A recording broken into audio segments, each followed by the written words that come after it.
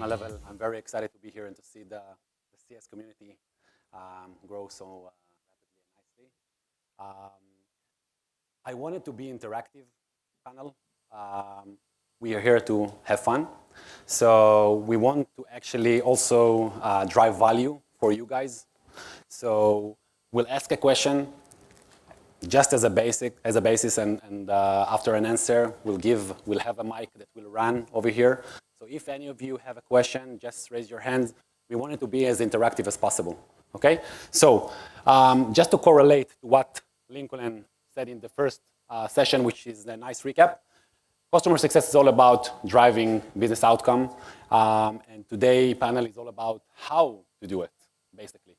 The first question is, what does value mean to a customer today? First of all, I like the question. And I think before we answer the question, let's understand it. The first thing is customer. So who is your customer? I think we get different answers to that question. It's important to understand the definition of who your customer is, and maybe there's more than one. And what do you do when you have different people who are pulling in different directions? Who do you align yourself with? So I think that's one important question. One of the definitions that I believe for a customer is anyone who we need to be successful. So the idea is not that your customer needs you, you need your customer. So the customer is everyone you need to achieve your goals. So that's number one. And the second thing I like about the question is today. What does your customer need today? Because that changes. It's so dynamic that you can't just sit and say, okay, I know this customer, I've worked with him for a long time, I know what he needs. So I'd like to encourage us to keep asking that question, asking it frequently, and to ask the customers what they perceive as value. I think if I had to answer that question, it's just to make sure they're having the best experience with our product and service, and that every customer is having the same experience as the happiest customer we have. So if you look at your happiest customer, it's trying to make sure that every customer has a similar best experience with that product. Yeah, I completely agree. I think that to the question of what value is, my answer is, I don't know. I don't know. I need to ask. And I think that what we are doing wrong many times is that we assume that we know. We assume we understand the pain. I think I spoke to someone here, the audience, and I said that we are jumping to solutions before we understand the problem. So what's the pain? What keeps you up at night? And then you can actually think about the solution of how you can add value to the customer. Just to add to what my colleagues here said, I think that there are many things that maybe 5 or 10 years ago were kind of trivial, like giving good customer service or having great user experience. They're now trivial. Everyone expects that from you. And I think that the actual product, the actual experience users get out of your company, that's what matters. So if you take a look on Uber, you can get a taxi with one click and it will be here in 2 minutes. That's the value they get. Stripe, you can integrate a payment processor on your own, no need for any guidance from a representative. You can do it self-serve. That provides real value to customers. As for Lemonade, we provide great claims experience at the customer's time of need. That's what we promote as value. I want to purify a little bit the question, like with a follow-up question. So I agree with all of you that we need to ask, better understand the value. But I think it's also a fact that we are what a lot of people call a customer era, where there is some kind of evolution of customer expectation from their vendor, from the service that they are getting, how it's impacting the level of service that we should provide, or the level of value, to stay in the same terminology. Yeah, it's very interesting that you asked that. I just came back from the Adobe Summit in Vegas that ended last week. And so Adobe, if you guys know, there is this marketing experience cloud, lots of different solutions. And usually what they do in the summit, they talk about technology and they talk about the different marketing tools, and now they acquired Marketo. And this year there was a lot of focus about employee experience. which was very interesting to me because suddenly you start to think about your own employees and how their experience using the different solution that they use. And that goes to the point that many of our customers are using 10, 15 different systems from HR to finance to, to managing their own customers. So I think that one of the value, the most important part of value for us as vendors is make their experience better and make it easier for them to reach their KPI. It doesn't matter what our solution is. And I think if you're looking at the word experience, it's very subjective. So if you think you're providing a great service, but the customer doesn't perceive it as valuable, then it's not. So your customer's perception is your reality. And I think that's important to realize. And what a lot of people are doing is they're focusing on features and functionalities. So our company comes in, does a lot of communication training and relationship training and trusted advisor, because few people understand that the interpersonal relationship in and on itself can create value. And people don't realize that their own experience, their own industry experience that they can bring to the customer creates value over and above the product and service they're selling. So we talk about trusted advisor and trusted partner, and that also creates a lot of value, the interpersonal relationships. Yeah, and just, yeah. I just want to add to that. If you ask my mom what's a good customer experience or what's a good support, she would say someone that would pick up the phone and answer me. And for me, it's I want to chat. I don't want to pick up the phone. I don't want to talk to anyone. I just want to ask a question and get an answer soon. So I think that it's changed a lot what we're expecting in terms of support, and it's not necessarily to overcomplex it, but to make it simpler. Right, and Barry mentioned trusted advisor. I have to say it's one of the biggest buzzwords in customer success. I hear it a lot. What does it mean? What does it mean for you? Audience, if anyone wants to also participate, go ahead. Barry? So I think that the most important role of the trusted advisor, and I think everyone who has customer-facing interaction is a trusted advisor, right? He represents the company. And I think that the most important role they have is to make sure that the promise we made to the customer is being delivered and to serve as the voice of the customer within the organization. And I think it even starts with the way you frame the role of that person. So if you take an example of what we do in Lemonade, usually in the insurance industry, a person who's handling claims, their role is defined as claim adjuster. Now, claim adjuster, that's something really technical. What does it say? He's here to adjust my claim? What does that mean? We decided to call it claim advocate, okay? An advocate, that's someone who's on my side, okay? And whenever someone files a claim to Lemonade, the claim advocate, they would first reach out and they start with saying that they're here to help. There's no conflict of interest. That's part of our business model, by the way. And if they have any questions, feel free to ask along the way. And they're here to help you throughout the entire process. So I think that's like something really important that everyone who's interacting with customers should keep in mind. I think the trusted advisor is the first person you call when you have a problem, when you have a challenge. And, I'm happy to hear in cases that the champion comes to one of my CSMs and tell them, he's about to leave before everyone else in organization actually knows. He feels that he needs to share that, or he feels that he needs to share that he received bad feedback from his manager and he wants to know how he can improve, and he needs the CSM advice on how to do that. So it's not necessarily has to do with your product, but it's more of a relationship that, of course, in order to get to this relationship, you need to provide the value. But for me, this is a kind of I don't want to say the end result, but like that's the level that you need to reach in order to get to your end result. But this is not a starting point. You can't start within 2 weeks to be a trusted advisor. In other words, the customer probably will define whether you are a trusted advisor and not a trusted advisor by... So that's why I said it's your customer's perception that becomes your reality. Right. Yeah. So we've been invited by lots of companies to move from account management into trusted advisor or to trusted partner. Sometimes the trusted advisor is someone who's outside the organization, so you're sitting like this. But the trusted partner is sitting like this. So you're sitting on the same side of the table looking at the business. Again, in our trainings, we put a lot of emphasis on words. What do the words mean? So even defining trust, I mean, if I'd ask you, what do you think trust is? Does anybody want to give me your definition of trust? What is trust to you? Tell me. Come on, only lunch. Anyone? But you see, it's a word we use so often. And when I ask someone to give a definition.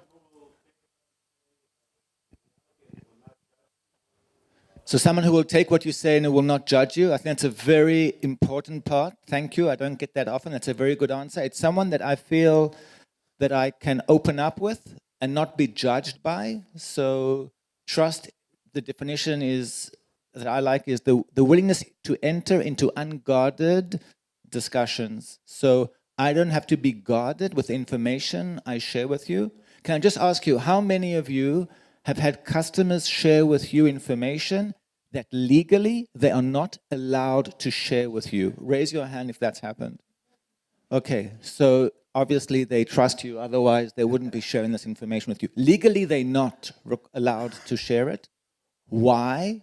Why would they share this information with you? If they're not allowed to, why would they do it? Confidence. Confidence, and also they believe you are going to use this information to help them.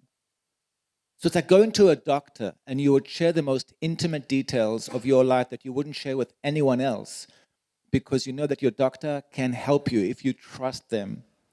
So it's the willingness to enter into unguarded interactions. I'll just give you quickly 5 C's. We call it the 5 C's, which are 5 specific behaviors for becoming a trusted advisor. Number 1 is confidence. No one's going to follow you. No one's going to trust you if you don't look and sound as if you know exactly what you're doing. So how confident do you appear to your customers? It's key for trust. No one's going to follow you unless you sound and look as if you know exactly what you're doing, exactly where you're going. Number 2 is competence, which means you need to know what you're talking about. You need to become well prepared. You need to know your product. You need to know the industry. You need to know the competitive landscape. And this is the competency. Number 3 is consistency. You have to be consistent with your delivery, because if one day you're on time and the next you're not, and now you're ready and then you don't, I don't know if I can trust you. So if you want people to trust you, you have to be consistent in the quality of your delivery and don't overcommit to what you can't deliver. A lot of the times people overpromise and underdeliver, and that kills trust straight away. Sometimes saying no builds trust. Sometimes saying we can't do that builds trust. So many people come to our company for training because they trust us, even with things that we can't deliver. They would come and say, can you do this? Or do you know someone else who can do this? But they come to us because they trust us, and they trust that we will say no if we can't do it. Number 4, we talk about credibility. A promise we make is a promise we keep. Don't give a deadline that you can't meet and beat.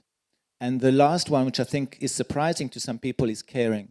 Genuinely, authentically caring about your customer's success, which means it's not sales driven, it's success driven, and you're not looking at customers with dollar signs in your eyes. And that goes to empathy, that goes to not having judgment, listening. These are some of the skills that show caring. And by the way, telling them no, because a lot of the times people come with change requests, they want to customize the product, because when you customize it, they feel special. One of our clients said, you allowed us to customize the product, and now we have a product that we cannot use. You allowed us to customize ourselves over the cliff. So sometimes just learning to say no. Perfect. And I want to keep Barry's line and to take the discussion a bit more to a practical level. So Michal, Ohad, can you also try to share with us, with the audience, how do you drive value from a practical perspective? We have internal processes, we have product side, and we have external engagement, relationship in front of our customers. How do you drive value in your organizations? So I think it starts with the sales cycle. So it's very important for us to understand what's the different needs for the customer or the different departments. So sometimes we work with different departments, and then we adjust the services package based on that. And we can go all the way from tax support to managed services, and the service will be very different, and the value will be very different. So that's the first thing. We always start every relationship with a business review.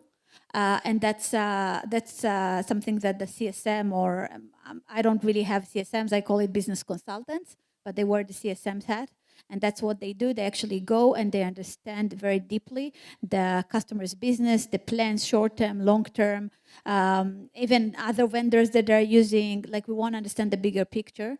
And then I always say that when you come to a party, you need to bring some kind of a gift. So I always try to first show my capabilities. So even that's a small report, something that is actually taken from the product and shows the value. So I try to avoid having conversation without actually providing something to the customer. So and then based on those things, I can then create some kind of a roadmap for the rest of the contract or for the first year of the contract of what's value is for the customer. And for me, I work sometimes with DevOps team and I work sometimes with analytics team or UX teams. Very different people, very different personas, and I need to make sure that I adjust the value, and I need to make sure that the person that speaks to them can speak the DevOps language or can speak the UX language, and those are very different languages. So at Lemonade, I think it's pretty unique situation because whenever the customer in the user journey, when they first see either an ad or when they come to within the sales cycle, when they get their policy, so we tell them about the value. We tell them that we handle claims super fast. We tell them that we have a transparent product, but they don't get to experience it, right? It's only later if something bad happens to them is that they get to find out if we keep our promise or not. So I think the most important thing here is to make sure that your product is aligned, or let's put it the other way. Your external communication is aligned with your product. So for instance, what we do in Lemonade, when users file claims, we have this thing called instant claims. So a bunch of our claims that have been submitted, we analyze them with AI and a bunch of algorithms, and a bunch of them we approve automatically in seconds. Okay, that's amazing. I mean, you just file a claim, within seconds, we'll transfer you money. Obviously, we can't do it for all customers, but we deliver it to a bunch of those customers. For those whose claims are not approved automatically, we still have workflows that make sure that the process is handled according to our promise to them. So we have several metrics that we measure to make sure that we respond in time, that we handle the claims in a timely manner. So that's really something that you should define as a workflow, and then make sure that that workflow is enforced and you don't break your promise to the customer. Does anyone has a question? Just want to add one tip that we give in our customer success workshops. We say, visit your customer on a sunny day. So visit your customer on a sunny day means don't just visit them when something's gone wrong or when you need them. I call this maintenance calls. I just call to say I love you. So, and it's also understanding what they want and what they need beyond. So if you get to know the person behind the position and you know that they're interested in sports or food or they like wine, you say, here's a new wine that came out, an article, I thought you'd find it interesting. Or really just have this kind of maintenance call, visit your customers on a sunny day. A lot of our customers have R&D actually go out to visit the clients and see how what they're developing is actually implemented. What surprised me was that some R&D engineers weren't interested. They just want to write code. They aren't even interested in meeting the people who are using, which was surprising to me. And then we also train them how to have these kind of discussions. So when an R&D goes on site, he doesn't know how to interact with customers. He doesn't know, and that's why he just rather avoids it. So one R&D guy said to me, if I wanted to communicate with customers, I wouldn't go studying engineering. So I deliberately went to this because I don't want to have to deal with the customer interface. Which is, a good, way for the next question. We talk a little bit about competencies. What, in your opinion, what are the main competencies that can help a CSM to drive constant value? So I've discussed it on my session, but to be the subject matter expert in your industry, you need to understand what you're talking about. Customers can tell very quickly if you don't understand anything about the business. And this is the last time they're going to go on a call with you. So I think that's the first thing. I think that the second most important thing for a CSM is caring. I can train people to do many things. I can't train someone to care. And if you care, I don't need to tell you that you need to check your emails. Don't need to talk to you about SLAs. You're going to do it because you care and you understand that you don't sell to Walmart. You sell to Joe from Walmart. And if you fail, he goes home. And I think this is the second most important thing. So it's a bunch of things. I think, first of all, they need to have high emotional intelligence. Secondly, they need to have very deep understanding with both the company vision and the actual product and the way the value is delivered through the product. And I think most importantly, it's about striving to satisfy the customer. Okay, and I'll try to give an example. So as part of the process through which we handle claims, we require customers to provide receipts for items that they claim that were either stolen or damaged. The reason we do it is because we want to make sure that the item was in their possession and the value that they claimed is the real value of that item. Now, I don't know about you guys, but I think none of us saves all the receipts for everything they buy, even today in the age of Amazon, right? So it's not that if you don't have receipt, we won't end up paying you for that. It's the advocate's role to try to find a way to help the customer give some proof that he did own that item. So he'll ask for photos with him with the item. He'll ask for bank statements or credit card statements, which give an indication that he did buy that item. All that to make sure that he can satisfy the customer, even if he doesn't have the right thing he needs within the original workflow that we created. So striving to satisfaction, I think that's one of the most important things. Yeah. Barry?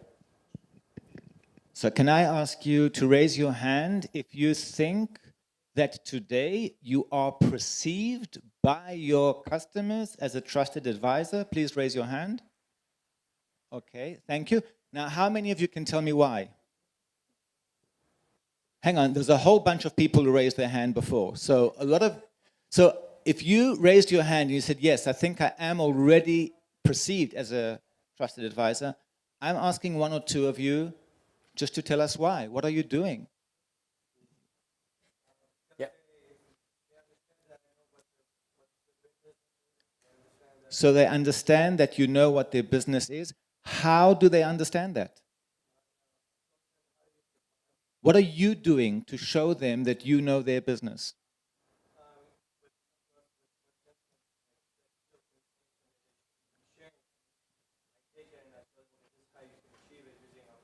Okay. Okay, so having answers to the questions that go beyond your product and service, which I think is important. So that's one thing. Great, thank you. There's some other people who wanted to say, yeah? Frankly, they know I'll go to battle for them. They know that when they have an issue, they know that Okay. First of all, I believe you. I do believe you. What gives them the feeling? What are you doing that gives them the feeling that you'll go to battle for them? So the previous experience, so they can trust you because you've done it before for them. You've gone to battle without being asked, which is another important thing. So you're being proactive. You're not waiting for them. You can anticipate their needs and give it without being asked. So that's huge. Let's hear one more. Yeah?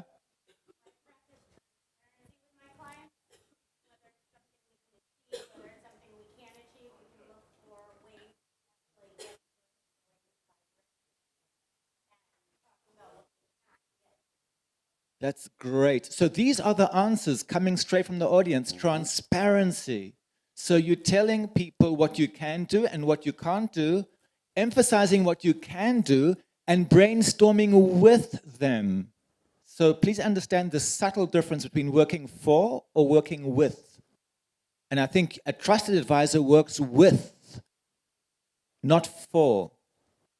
which means I'll serve you, I will not be your servant. I will serve you and not be your servant. It's setting boundaries. They have to collaborate with you. Let's brainstorm together. And if it's not important enough for them, then it shouldn't be important enough for you. So that's great. Is another answer, because we're learning a lot from each other. This is the collective genius of this room, the collective intelligence.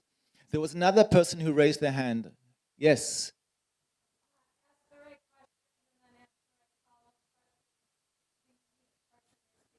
So can you give us an example of a really good question that you ask? A question that perhaps isn't like the standard, I call them breakthrough questions. Breakthrough questions actually break through what is to what can be, and breakthrough questions change mindsets. Can you give us an example? I'm putting you on the spot.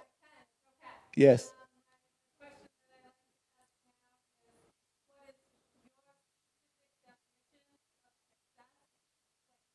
That's a great question. What is your specific definition of success right now for this? Because it changes, it's dynamic. We might not even have the same idea of what success is.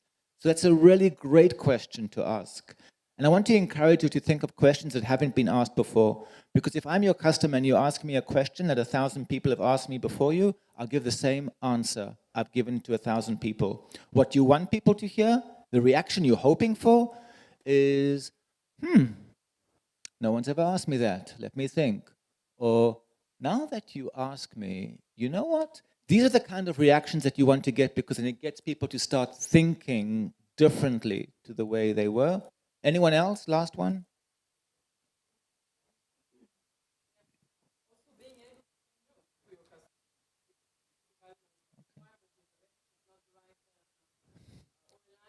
Are you good at saying no? Are you good? Were you born that way? Because sometimes you have to learn. Yes, yes. And funnily enough, saying no builds trust. So if I can trust your no, I can trust your yes. But if I can't trust your no, I never know if you're saying yes is really, or just because you're afraid of saying no. Can you teach us how to say no? How do you say no and stay alive? Okay.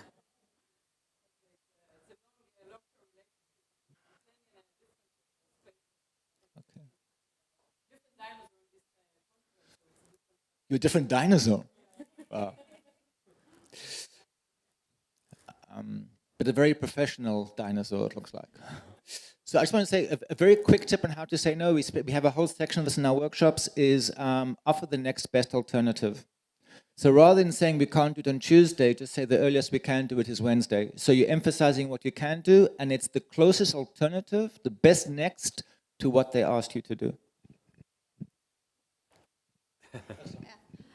I want to go back here to something that someone said, and I think we don't emphasize enough, and that's proactivity. And I know many times we say that we want to be proactive. For me, that's the difference between support and success. And even to my success team, but my support team, I'm trying to show them how they can be proactive.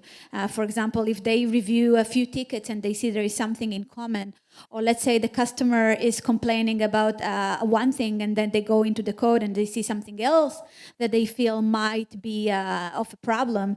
That's being proactive. And what I really train my CS people is to actually block time on their calendar and call it proactive. So they fake it till they make it. And you know, the funny story that I always tell them is that a few weeks ago I came home at night and I told my husband, you didn't say anything about the nice WhatsApp that I sent you. And he said, what are you talking about? And I never sent those messages. So I'm like, take a look. I sent you a really nice message. You said you wrote nothing about it. And then he's like, look, there is nothing there. And I'm like, oh yeah, I didn't hit send. So, you know, there's a lot of things that we really want to do, but we never get to it. And I think this is one of the most important part for proactivity is actually being able to save the time, to understand that it's as important as providing reactive support, and to give the attention to our customers and to tell them, hey, we're here. We don't need anything from you. We don't ask you anything, but we're here for you. Yeah, I think we're just in time before wrapping up. Questions? Yeah.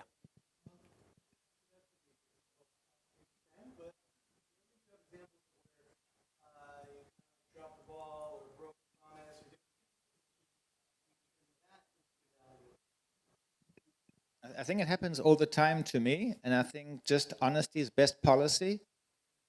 You know, once I had a whole preparation call with a customer, and then I lost my notes completely. Hugely embarrassing. I remember nothing from the call. So rather than go and try and pretend, I just said, look, I lost the notes. Everything we discussed, I'm really sorry. Can we repeat that? And I think he wasn't happy, but he appreciated my honesty.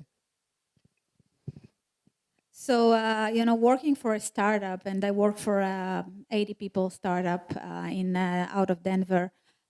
We have technical challenges all the time. I mean, the technology is changing. We're trying to be ahead of the curve. And in many cases, we need to go back and say, we're going to do things better. In some cases, we do mean that. But we release a new code and we have issues, not because we wanted to, not because we did a bad job, just because this is technology and this is SaaS and this is what's happening. And I think that if, what I try to do is I try to get the customer into understanding my world. So for example, in that case, saying, those are the kind of tests that we did, those are the kind of people that worked on it. This is what we tried. Let's work together. Let's understand how you found the issue that we didn't find, and let's learn from it. So it's really getting them into my world and really understanding, not to get them to feel sorry for me. I mean, it's to understand, to get them to understand what I've done for them. And one of the things that I learned that is the difference between Israelis and Americans is that for us, for Israelis, until we actually complete something to the end, to the 100%, we don't report about it. We don't tell the customer, hey, we're working on it. These are the steps that we're taking. We're waiting till we complete it. And what I've learned from other cultures is that they keep updating the customer and approaching the customer, even if they're in the process. And I think that brings more transparency. And then if there are issues, the customer knows that you've done a few things for them, even if you haven't completed it in time, even if it's not perfect. There was some kind of process. More questions? Okay, thank you very much. I'd like to close with a quote from my grandmother. She was an amazing woman, and she would say to me, lovely, that's how she would call me when she was in a good mood. In this life, you have to think like a fish. Isn't that deep? I mean, you really have to understand the full sentence. When you go fishing, think like a fish, not like a fisherman. So when you go fishing, think like a fish, not like a fisherman means think like your customer, not like the vendor. Thank you very much.